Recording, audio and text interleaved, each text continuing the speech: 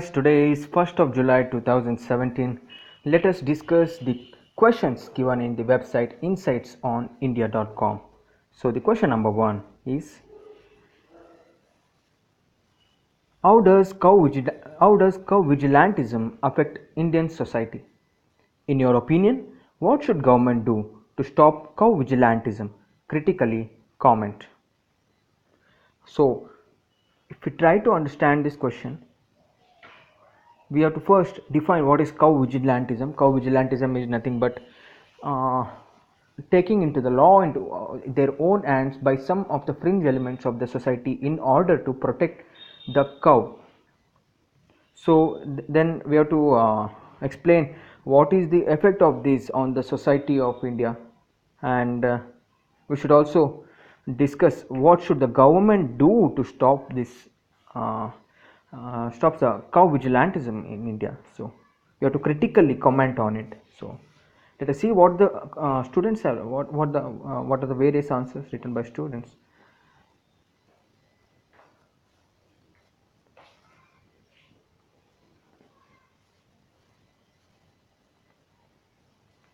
There is a good answer written over here. Let me go to it.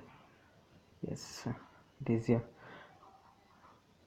Yeah, the student has written a very short and effective introduction. He has written, cow vigilantism is an issue that has been grabbing news headlines and national attention for quite some time now. In view of its rapidly spreading effects on various sections of the Indian society, the matter deserves an impartial assessment.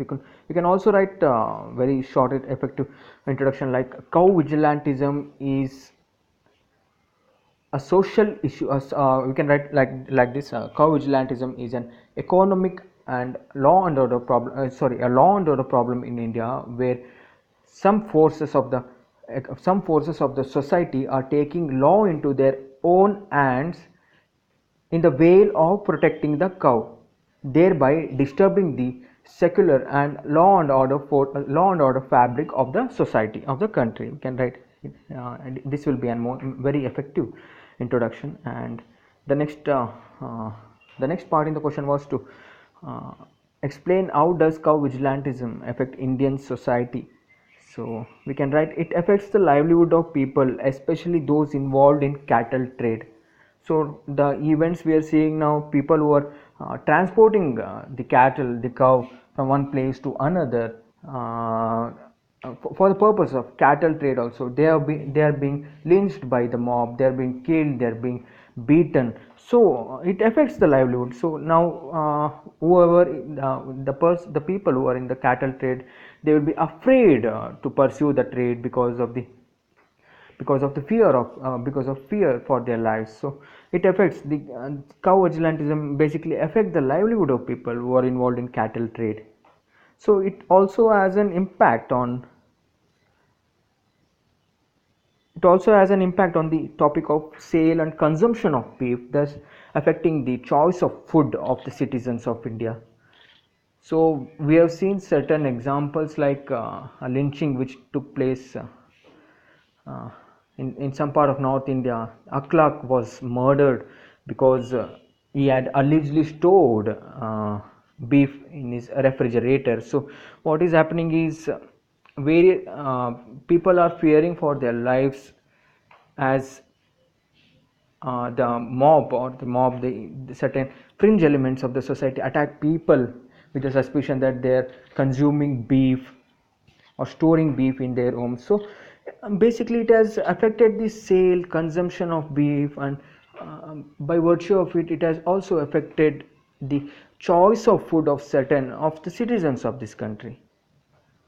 So it violates the article 19 of the fundamental rights, that is freedom of speech and expression.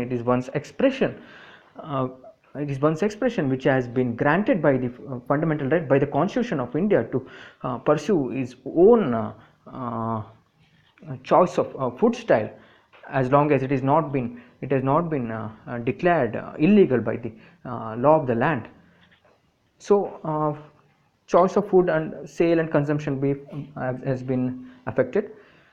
So the rumors associated with it have led to mob lynchings and even murders, creating an environment of fear and insecurity. So, a law kind of unique law and order problem, and uh, uh, uh, sorry, a law and order problem and an environment of fear and insecurity has been bred among the citizens of this country due to mob lynchings and even murders.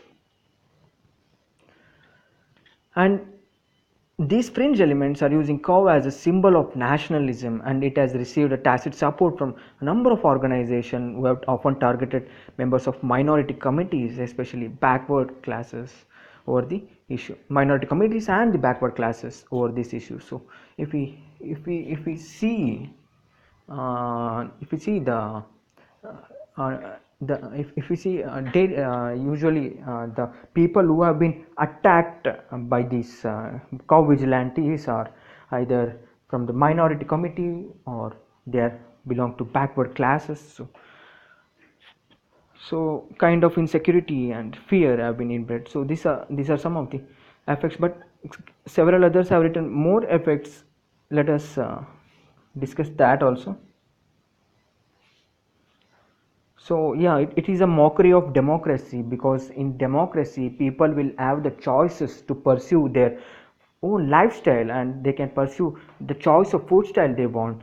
But this cow vigilantism is an roadblock to this. So it is a mockery of democracy. Also, it is a law and order problem. Basically, the police are the police as a law and order. As you all know, police is state subject, and if murders and lynchings are happening, it is a law and order problem, and it is cascading, it is multiplying, it is increasing day by day, and communal tension is occurring, because in Hindu religion cow is regarded as it is regarded as a religious symbol, whereas in the Muslim and Christian communities and various other communities, it is not regarded as a cow is not regarded as an religious symbol. Rather, it is just it is an animal. This view it as an animal, as a consumption meat. So communal tension has been beaming up. Also, if we see the economic issues involved in this farmhouse. So now, as the cattle, the beef won't be sent to the slaughterhouses due to the fear of lynching and due to the fear of social boycott. The farmer will keep himself. The farmer will not get the economic revenue he used to get earlier. So he won't keep the cow at all, as the cost of maintenance is high. The cost of maintenance will become high. So tanning industry will suffer due to this. Also, the pink revolution will refer due to. Also, secular credential question at World Forum also. So these are some of the effects on Indian society. So what can government do? So it can basically, government should start speaking out against such acts of vigilantism to a greater extent. The government should not try to support or try to government should not try to support those fringe elements who are taking law into their own hands. So government must speak out vehemently and at all the forums possible, so that such elements will tone down or if not stop all their activities. So it can ensure that state governments focus on maintaining law and order and not cater to unjust demands of the vigilantes. State government should follow the rule books properly. The police should follow the rule books properly and should not come under any kind of pressure from any political forces. Also, it can offer its support to civil society activists and groups who are conducting a movement against the issue. For example, a movement has been started in the social media known as "Not in My Name," which in this movement, basically the civil society, the citizens of India are coming forward, and they are vehemently opposing the killings which are happening, the lynchings which are happening, the kind of fear and insecurity and the threat to the social fabric which has been coming up in the recent days. So government should actively support, especially the ruling government of both the states and the center should speak about this movement and support this movement and give a voice to this movement on all the public forums in parliament or state legislatures. So the third part of the question was, let's see what was the third part of the question. The question asked, what should the government do to stop cow vigilantism? So we have answered all the parts, and let us we have critically commented upon it. So let us see another answer by another student. They have given the reasons here. So the effects of the cow vigilantism on society, the political damage. Political damage occurs. So they're telling in constitution the topic of cow slaughter is under directive principles and not under fundamental rights. The lynching by anonymous mob is an act of suppression and direct threat to the people's right to life under Article 21. If yes, this is a very important point. So political damage happens. What happens is the cow slaughter should be the cow slaughter and cow slaughter should be gradually reduced. It is being given in the directive principles, but as we know, directive principles are not justiciable, but fundamental rights are, and the lynchings happening due to, and the killings, murders, and injuries happening due to cow vigilantism is hurting, is damaging a person's, the Indian citizens right to life, which is been granted by this constitution of India under Article 21. Also social damage is happening. Killing the minorities in the name of mob justice is a big threat to the sanctity of Indian secularism and communal harmony. India is a unique country. Almost people of almost all the religions in the world are residing under one roof in India, and due to this killing of minorities,